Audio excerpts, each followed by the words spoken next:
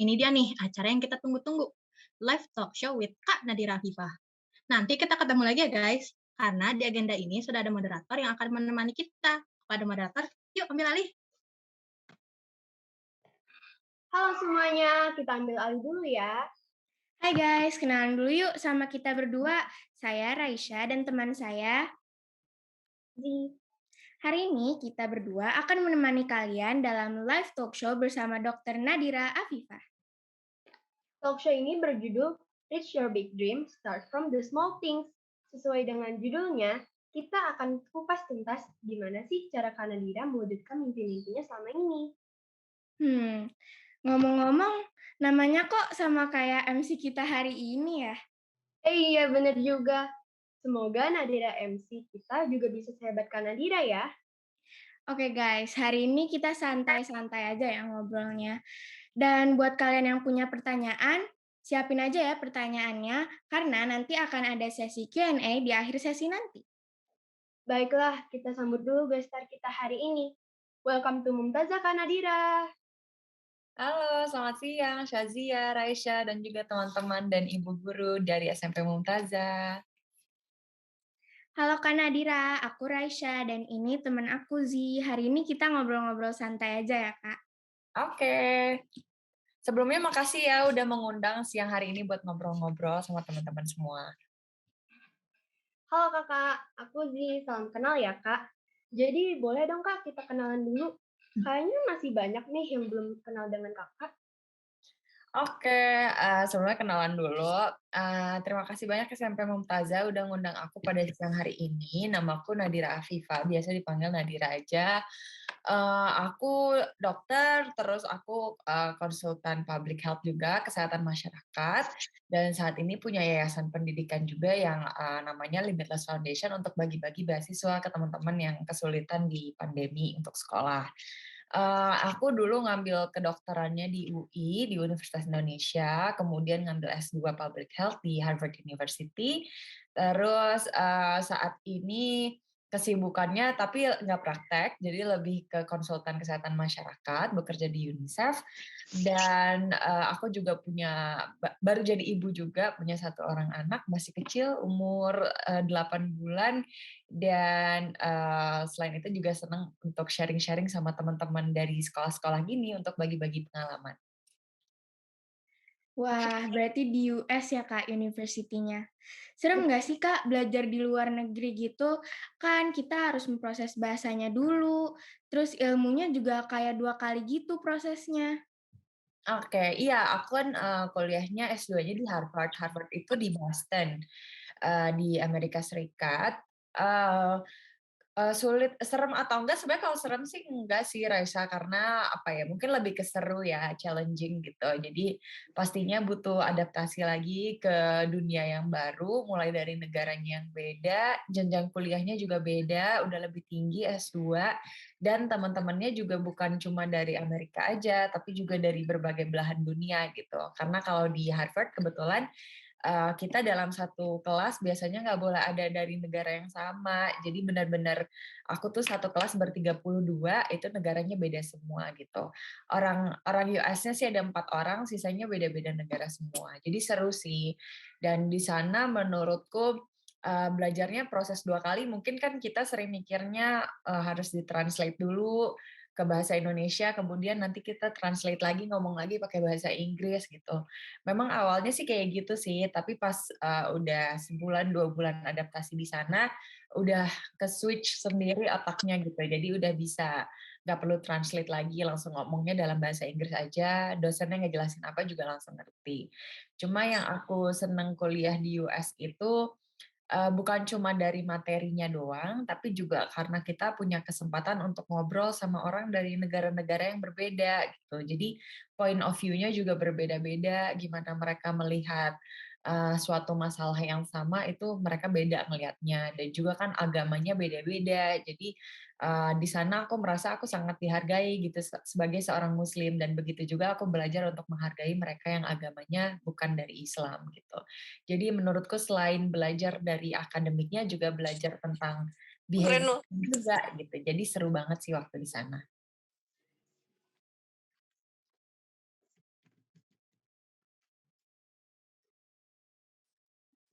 Mana nih Raisa? Halo, Raisa apa Shazia? Wah, Raisya udah langsung ke sana aja. Jadi awal dulu dong, Kak Nat. Jadi kakak tuh emang udah punya a dream untuk jadi dokter ya dari dulu? Kalau jadi dokter sih sebenarnya enggak, karena, aku tuh ayahku arsitek, mamaku dari farmasi. Jadi kalau aku dari dulu sebenarnya pengennya jadi arsitek, karena udah sering, ikutan nge-sketch gitu, belajar gambar sama papaku gitu. Cuma memang waktu, SMA, waktu memang udah harus menentukan masuk jurusan mana, mulai contemplate lagi gitu, kira-kira bener nggak ya mau masuk arsitek, mulai dipertimbangkan, karirnya seperti apa, terus, pro konnya kayak gimana, sampai akhirnya di akhir banget di kelas 3 SMA baru aku mutusin, mau coba kedokteran UI aja deh gitu, dan alhamdulillah dapet dan ternyata cocok emang sama bidang medis. Jadi, sekarang malah udah jadi belajarnya kemana mana gitu, bukan cuma kedokteran doang tapi ke kesehatan masyarakat juga.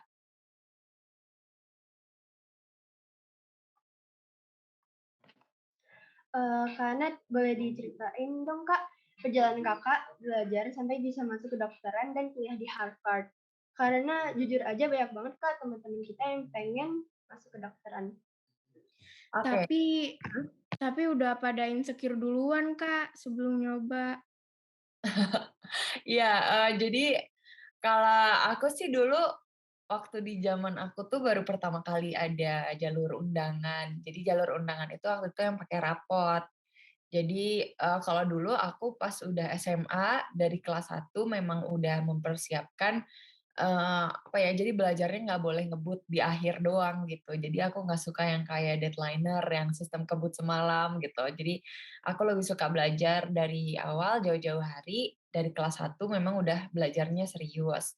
Nah terus, sebenarnya aku nggak pernah tahu ada jalur lewat rapot juga, cuma karena aku dari kelas 1 memang udah belajarnya sungguh-sungguh gitu, alhamdulillah rapotnya progresnya, maju terus gitu, naik terus. Memang nggak dari awal juara 1, tapi at least, juaranya tuh naik terus gitu, dari juara 3, juara 2, kemudian juara 1, dan progresnya itu yang dilihat sama kampus, sama UI waktu itu gitu. Karena dirasa progresnya selalu naik, jadi akhirnya alhamdulillah dapetnya lewat jalur undangan, yaitu lewat jalur rapot.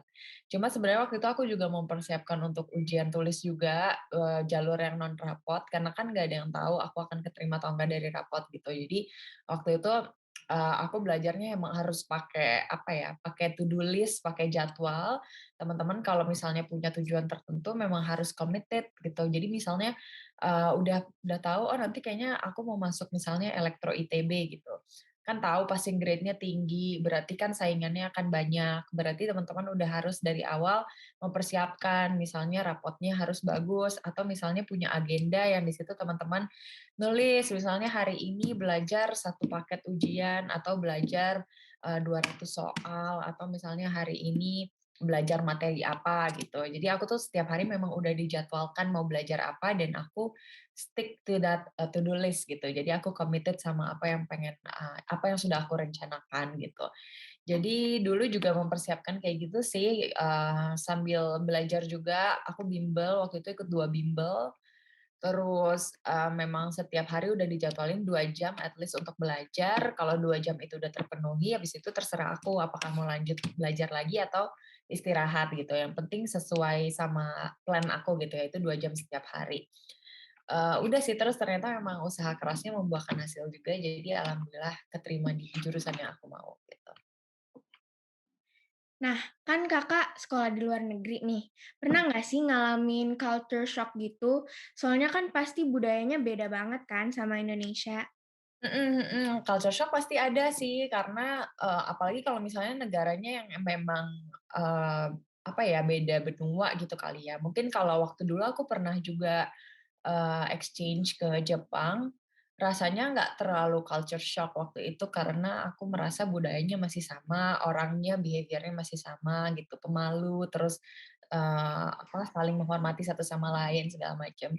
Cuma kalau udah ke US memang dari secara negara musimnya beda, terus juga, orangnya wataknya beda-beda gitu. Karakter orang US tuh lebih vokal, jadi mereka lebih nggak segan-segan untuk menyampaikan pendapat. Misalnya kalau mereka nggak setuju sama kamu, atau mereka ada yang mau ditanyain, kayak mereka nggak segan-segan buat nanya, kok ada sih orang Islam yang pakai kerudung, kok ada yang nggak pakai kerudung, ada yang pakai gitu. Terus kayak kenapa lo nggak boleh makan babi misalnya kayak gitu. Terus juga tapi selain mereka vokal secara disagreement, mereka juga kalau misalnya ada hal yang mereka suka dari kamu, mereka langsung ngomong gitu. Kayak, "Lucu banget kardigan lo hari ini," atau misalnya, "Tadi lo bagus banget ngomongnya," gitu. Jadi mereka nggak segan untuk memuji dan nggak segan untuk mengkritik gitu orang-orangnya. Terus apa ya, mungkin culture shock-nya juga sebenarnya sesuatu yang udah ke-expect sih, udah aku, predik juga bahwa kayak di sekolahku dulu di Harvard itu memang untuk, welcoming party-nya untuk teman-teman yang baru masuk itu ya memang ada, minum-minuman, terus juga memang bentuknya party di klub gitu. Jadi bukan sesuatu yang sesuai sama culture aku di Indo kan gitu.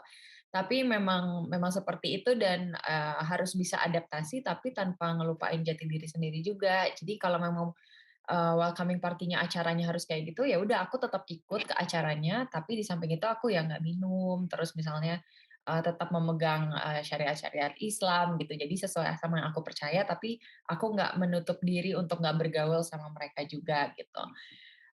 Itu sih, terus sisanya paling, bahasa Inggris kali ya, awalnya mungkin aku ngerasa bahasa Inggris aku udah cukup oke waktu di Indo, tapi ternyata kesulitanku di sana bukan waktu di ruang kelas, tapi lebih ke waktu sosialisasi sama teman-teman di sana gitu. Karena kan, joke-nya beda, terus juga kadang mereka punya topik-topik tersendiri yang mungkin topik yang hangat di US, tapi untuk aku, menurutku itu hal yang biasa aja gitu. Jadi lebih ke socializing sama mereka sih yang lebih susah gitu bahasa Inggrisnya dibandingkan sama bahasa Inggris akademik yang di dalam kelas gitu.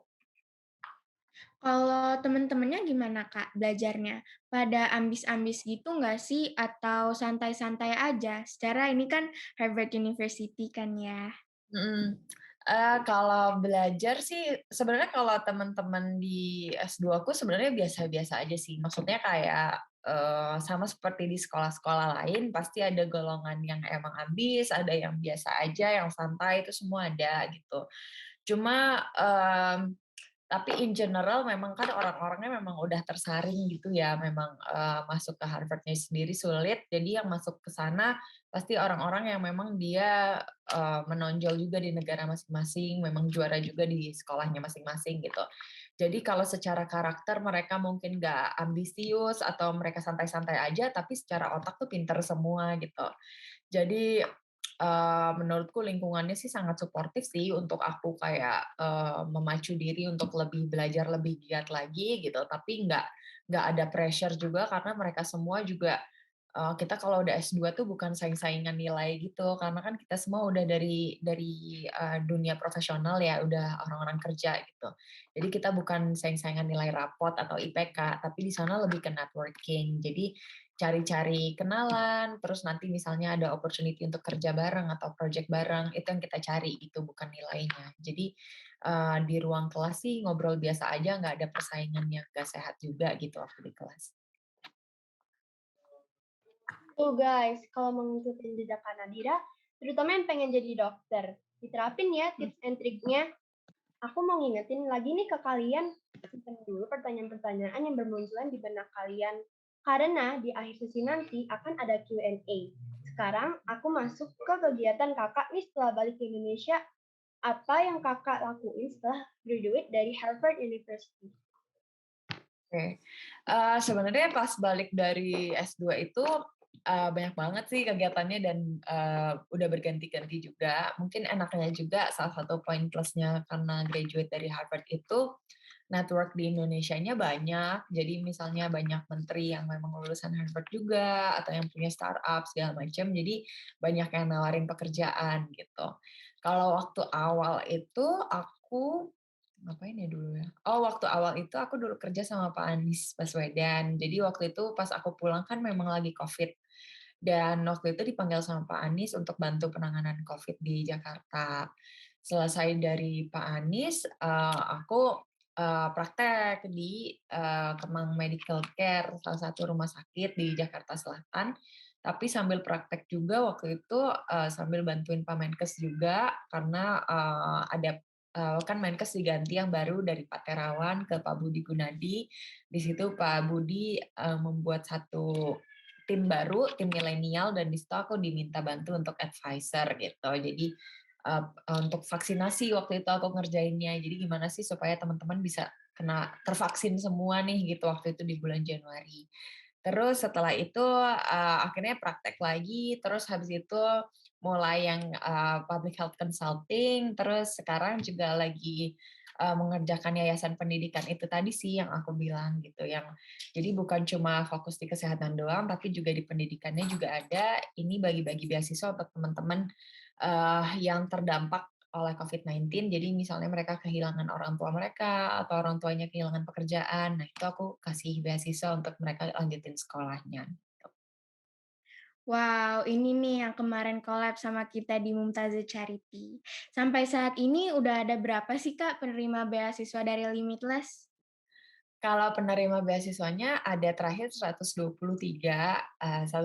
anak dari SD sampai S1, tapi sebenarnya setiap minggu kita kasih 3 orang gitu. Jadi memang rutin per minggu nambah 3 gitu. Jadi mudah-mudahan sih makin banyak juga yang kolaborasi, kasih donasi juga. Jadi bisa lebih banyak lagi yang terbantu dari beasiswanya. Masya Allah, keren banget. Semoga makin banyak ya Kak anak-anak yang terbantu dengan adanya beasiswa ini. Amin. By the way Kak, selama menjadi penggiat sosial ini, ada gak sih hal yang paling berkesan buat Kakak? Paling berkesan ya, sebenarnya kalau kayak aku, socialpreneur gitu, penggiat sosial tuh sebenarnya udah dari lama, dari tahun 2016. Tapi mungkin yang aku rasakan ke sini itu kalau kita mau bantuin orang baiknya sustain ya. Jadi bukan cuma bantuin dalam satu waktu, tapi kalau bisa memang orang itu hidupnya berubah selama-lamanya gitu. Jadi bukan cuma orangnya lapar terus kita bantuin kasih makan, terus udah besok-besok dia lapar lagi gitu. Jadi yang aku coba di sini adalah pengen ngerubah mindset mereka gitu. Aku senang banget dulu bantuin satu panti asuhan. Di sana aku menemani mereka untuk mereka bisa mencapai target mereka masing-masing. Jadi ada yang mau juara di kelas, ada yang mau dapat UN bagus gitu. Itu aku dampingi selama 6 bulan. Jadi, output-nya adalah mereka cuma bukan bagus di sekarang doang, tapi mindset-nya juga udah berubah gitu, bahwa mereka ternyata yakin mereka bisa kok juara 1 ternyata gitu, dan besok-besoknya mereka lebih rajin lagi sekolah. Jadi bukan cuma, apa ya, dikasih bantuan dalam satu waktu, tapi mindset-nya itu yang kita ubah supaya besok-besok mereka udah jadi pribadi baru yang lebih baik lagi gitu. Jadi, aku rasa itu sih, yang sangat berkesan buat aku bahwa ternyata bantuan sekecil apapun yang kita kasih, kalau emang kita mau put effort lebih, mau dampingi lebih banyak, itu bisa merubah hidup orang selama-lamanya gitu. Kak, tadi aku lupa nanya. Dulu pas Iya, SMP sudah kepikiran belum Kak mau jadi itu apa, buka kuliah pintu. di mana? Terus kalau boleh tahu SMP dan SMA-nya di mana Kak? Sorry ya, aku tuh lagi Covid sebenarnya, jadi aku sambil batuk-batuk. Jadi, kalau SMP, SMA dulu aku anak negeri, jadi aku dari dulu di Bekasi sebenarnya tinggalnya. Jadi aku dulu di SMP 1 Bekasi, di SMA satunya Bekasi juga. Terus mungkin alhamdulillahnya itu karena di, sekolah negeri dan di daerah, jadi, sebentar ya aku minum dulu.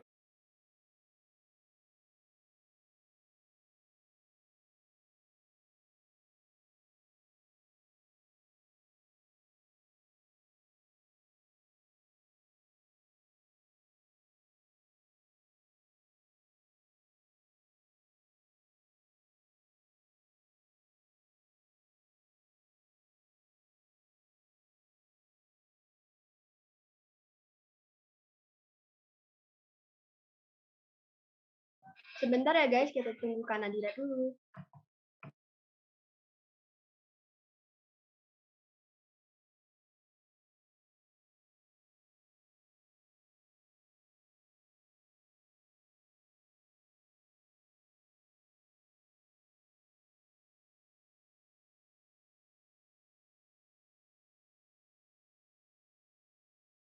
Aduh maaf ya, sedih banget aku. Lagi COVID hari ketiga, jadi sebenarnya lagi isolasi mandiri. Jadi balik lagi ke pertanyaan Shazia tadi, sebenarnya aku tuh SMP-nya emang negeri, SMA-nya negeri. Cuma karena aku di daerah kan, Bekasi hitungannya masih daerah lah ya gitu. Jadi di sana opportunity-nya itu sebenarnya lebih sedikit gitu untuk kita bisa kayak misalnya yang keterima di FKUI itu cuma 1 orang jatahnya untuk sekolahku gitu. Jadi memang harus put effort lebih keras lagi supaya bisa dilihat gitu.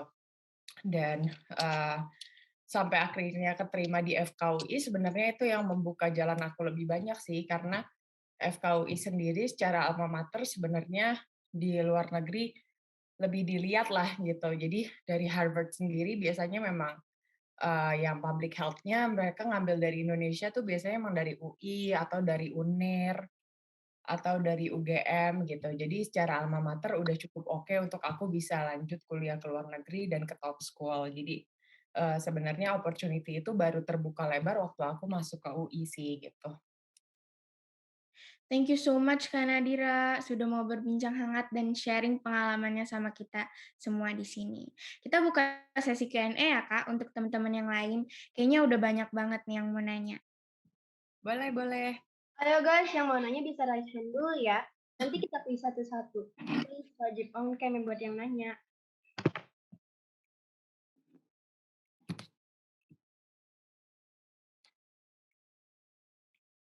Wah, udah banyak nih nanya. Kita mulai dari mana ya, Rai? Kita mulai dari Albi deh, dari kelas 8A. Jangan lupa on cam ya. Halo Kak Nadira, aku mau tanya nih, siapa sih orang yang selalu support kakak sampai kakak bisa ada di posisi seperti ini gitu? Apa boleh diulang, Albi? Siapa sih orang yang selalu support kakak yang sampai kakak bisa sampai posisi seperti ini gitu? Oke, terima kasih Albi pertanyaannya. Lebih ke support system ya. Kalau aku sebenarnya kalau dari dulu sih ibu aku sih yang paling berperan awalnya gitu ya. Jadi support terbesarnya dari ibu aku. Menurutku kita kan banyak ngabisin waktu di rumah. Jadi memang support dari lingkungan rumah tuh penting banget untuk ngebentuk karakter kita sampai dewasa gitu. Nah, dari dulu ibu aku memang yang selalu menyisipkan mimpi-mimpi, goal-goal buat aku gitu. Jadi secara nggak sadar aku punya goal yang mau aku capai. Jadi misalnya dulu ibu aku yang memang udah bilang jadi dokter, atau ibu aku yang dari dulu udah nyuruh-nyuruh untuk bikin buku, untuk nulis gitu. Dan termasuk juga untuk nyelipin mimpi kalau aku mungkin harus coba daftar ke Harvard gitu. Jadi sebenarnya sih dulu kalau ibu aku ngomong apa, nyelipin mimpi apa, sebenarnya rasanya kayak nggak mungkin dan mungkin kayak cuma aku ketawain doang. Tapi secara nggak sadar itu jadi mimpi yang beneran aku kejar dan akhirnya alhamdulillah juga kesampaian satu persatu. Jadi menurutku peran ibuku besar banget sih dalam mensupport aku untuk mencapai mimpi, dan di samping itu ya juga keluargaku yang lain gitu. Karena kalau budaya di keluargaku itu keberhasilan satu itu adalah keberhasilan semuanya. Jadi kalau misalnya aku misalnya juara di kelas atau simply dapat nilai bagus di ujian, itu aku kasih tahu ke keluargaku dan semuanya senang buat aku gitu. Begitu juga kalau kakakku misalnya lagi exchange, dapat kesempatan exchange kemana, itu bukan jadi kebahagiaan kakakku doang, tapi jadi kebahagiaan aku juga, abangku juga, semuanya. Jadi rasanya suportif banget kalau di rumah gitu. Terus kalau sekarang sih ya support sistemnya udah semakin besar lagi, mulai ada suami, terus juga mungkin kan nanti kalau teman-teman udah kuliah, juga punya circle pertemanan di kuliah yang sama-sama saling support satu sama lain. Misalnya kalian punya geng yang gengnya ini punya tujuan yang sama gitu, sama-sama mau masuk PTN misalnya, atau sama-sama mau kuliah di luar negeri misalnya. Nah itu tuh semangatnya menularkan satu sama lain. Jadi menurutku yang pertama dari lingkungan rumah dulu, yang kedua nanti coba cari support system dari circle pertemanan di sekolah juga. Lanjut coba 7A Aiman. Eh, apa yang harus kita lakukan pertama kali jika ingin menggapai cita-cita? Oke, terima kasih. Siapa tadi namanya? Aiman. Iman. Oh, Aiman. Ini Aiman. Aiman. Terima kasih. Apa yang harus dilakukan pertama kali ya?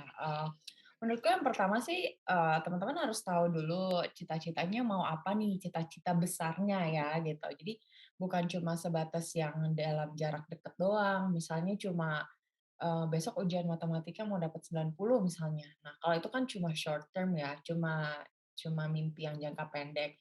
Maksudku adalah teman-teman menentukan mimpi yang jangka panjangnya banget. Misalnya nanti kalau udah gede mau jadi menteri misalnya, atau nanti kalau udah gede pengen kerja di NASA misalnya kayak gitu. Nah, nanti dari mimpi yang besar itu teman-teman bisa pecah lagi, di breakdown lagi jadi mimpi-mimpi yang lebih kecil. Misalnya, oh kalau aku mau kerja di NASA berarti aku harus kuliahnya misalnya kuliah di ITB terus ngambil S2 di MIT misalnya kayak gitu. Terus berarti kalau mau kuliah di MIT berarti aku harus juara satu di SMA atau misalnya berarti aku harus ngerjain personal statement, harus bikin CV yang bagus segala macam. Nah, nanti dari situ di breakdown lagi jadi to do list. Jadi mimpi yang besar tadi teman-teman pecah jadi kecil-kecil-kecil sampai jadi to do list yang bisa teman-teman langsung kerjain sekarang gitu. Jadi dari mimpi yang kelihatannya jauh jadinya terasa dekat dan teman-teman tahu harus ngapain.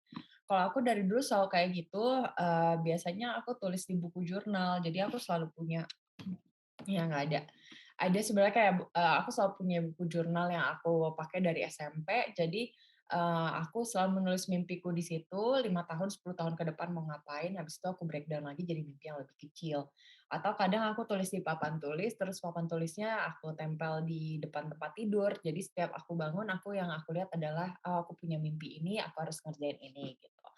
Jadi menurutku start dari dreaming dulu, kemudian teman-teman coba di breakdown lagi jadi hal-hal apa yang teman-teman harus lakuin saat ini gitu. Jadi mimpinya lama-lama bisa diraih. Gitu.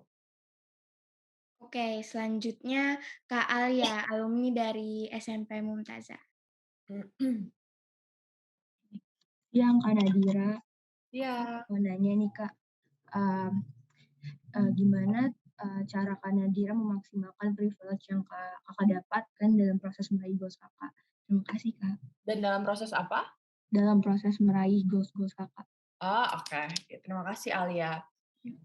Sebenarnya apa ya? Kalau aku sebenarnya kurang suka sih sama kata privilege karena sebenarnya banyak orang misalnya dia nggak mencapai goalnya, nggak mencapai sesuatu, itu akhirnya mengatasnamakan privilege gitu. Kayak kemarin kan aku kuliah di US tuh sebenarnya pakai beasiswa LPDP ya gitu. Tapi orang-orang banyak yang komen negatif juga, bilangnya aku karena privilege, misalnya karena anak orang kaya atau misalnya aku kenal sama menteri atau apa, padahal aku sama sekali nggak punya koneksi itu gitu, memang dari beasiswa aja. Jadi mungkin tepatnya bukan privilege ya, tapi apa ya, ya apa ya, mungkin kelebihan-kelebihan yang kita punya masing-masing gitu ya, karena nggak semua orang punya privilege menurutku. Kalau aku, mungkin yang aku punya kelebihannya adalah keluargaku sangat suportif soal pendidikan, itu yang sangat aku pakai juga. Jadi nggak sulit buat aku untuk misalnya izin mau kuliah ke luar negeri, mau S2 atau mau exchange ke luar negeri karena mereka tahu bahwa selama itu untuk kepentingan pendidikan itu hal yang harus disupport gitu. Jadi mungkin salah satu privilege aku adalah aku punya keluarga yang sangat suportif. Terus yang kedua, sisanya bukan privilege sih Alia, mungkin lebih ke mencari opportunity sendiri gitu ya. Jadi misalnya kalau untuk kuliah ke Harvard kan misalnya 1 tahun tuh harus habisnya 1,5 M untuk biaya pendidikannya. Sementara kan aku nggak punya uang sebanyak itu. Jadi berarti gimana ya caranya supaya bisa terpenuhi? Ya aku cari beasiswa gitu. Jadi memang banyak opportunities yang harus earn gitu, bukan given. Terus juga banyak juga cari network kalau misalnya pengen mencapai goal tertentu, misalnya teman-teman pengen kuliah ke luar negeri, coba cari mentor gitu, cari orang yang memang udah duluan kuliah di luar negeri, misalnya alumni dari sekolah kalian, atau misalnya bisa cari di LinkedIn atau di Instagram, terus kemudian coba tanya-tanya tips triknya gimana supaya bisa masuk ke sekolah impian kalian gitu. Terus udah sih menurutku yang paling penting adalah beasiswa dan network tadi kalau misalnya mau sekolah ke luar negeri.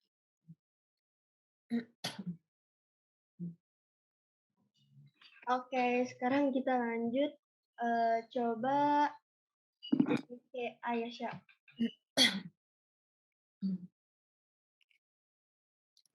Halo Kak Nadira, namaku Ayesa. Aku mau nanya nih Kak, apakah Kakak pernah berpikir untuk menyerah dalam melakukan sesuatu? Oke, terima kasih Aisyah.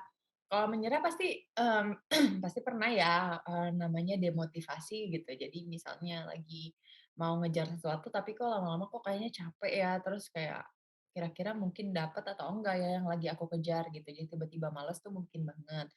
Cuma yang aku lakukan sih, yang pertama aku tuh selalu nge-track progres aku tulis di buku, di jurnalku tadi gitu. Jadi misalnya Aisyah lagi kepingin apa nih, ikut lomba apa gitu. Terus Aisyah tulis progresnya di buku jurnal. Misalnya hari ini udah latihan berapa sekian jam atau hari ini udah bikin progres apa.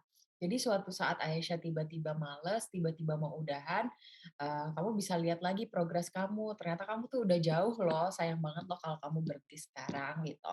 Itu yang sering aku lakuin sampai sekarang kalau lagi ngejar sesuatu. Terus yang kedua juga pastinya cari support system juga gitu. Aku lebih senang kalau misalnya punya goal sesuatu itu dikerjainnya bareng-bareng sama teman-temanku. Misalnya salah satu paling gampangnya kemarin waktu apply S2 gitu ya ke Harvard itu. Kalau sendirian mungkin aku akan ngerasa pengen nyerah aja di tengah-tengah karena kan prosesnya panjang dan susah dan gak ada kepastian juga. Tapi yang aku lakukan adalah aku cari kelompok. Jadi aku punya grup bareng-bareng emang sama-sama apply ke Harvard semua gitu. Jadi kalau misalnya suatu saat aku di tengah-tengah males, terus aku ngelihat teman-temanku masih pada semangat ngejar ke Harvard-nya, aku jadi ikut semangat juga. Begitu juga teman-teman aku, kalau mereka lagi males, terus mereka lihat aku semangat, mereka jadi ikut semangat juga gitu. Jadi enaknya kalau misalnya mau ngejar suatu kesuksesan sih, mending kejarnya bareng-bareng. Jadi cari kelompok yang memang punya tujuan yang sama. Oke, Oke Kak, sepertinya ini akan jadi pertanyaan terakhir untuk hari ini. Hmm. Hilmi dari kelas 7B, silakan.